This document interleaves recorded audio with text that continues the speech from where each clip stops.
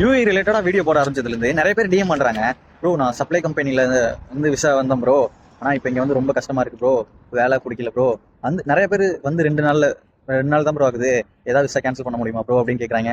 திடீர்னு ஒரு பையன் 15 நாள் ஆச்சு ப்ரோ, அதை எப்படியே கேன்சல் பண்ணுறது ப்ரோ அப்படின்னு கேட்குறாங்க. நிறைய பேர் இந்த மாதிரி தான் கேட்குறாங்க. நிறைய பேர் துபாய்ங்கிறது வேற, நீங்கள் வீடியோலாம் பார்க்குற வேறு துபாய் வேற, இங்கே ஒர்க் பண்ணுற இடம் வேற.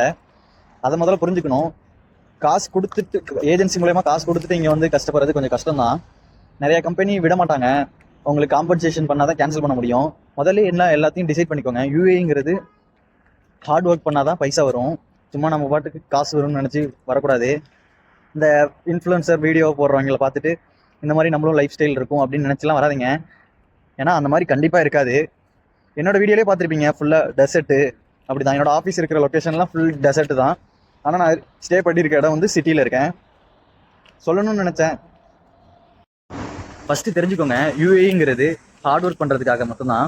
ஃபஸ்ட்டு 2 வருஷம் ஹார்ட் ஒர்க் பண்ணாதான் அடுத்த 4-5 வருஷம் ஸ்மார்ட் ஒர்க் பண்ணலாம். உங்கள் ஃபியூச்சரை ஸ்மார்ட் ஒர்க்கை பிளான் பண்ணலாம். ஃபஸ்ட்டே ஹார்ட் ஒர்க் பயந்தா இப்போ ஒன்றுமே பண்ண முடியாது. இந்த யூஏயில் சம்பாதிக்கவே முடியாது. அதை மைண்டில் முதல்ல ஏற்றுக்கோங்க.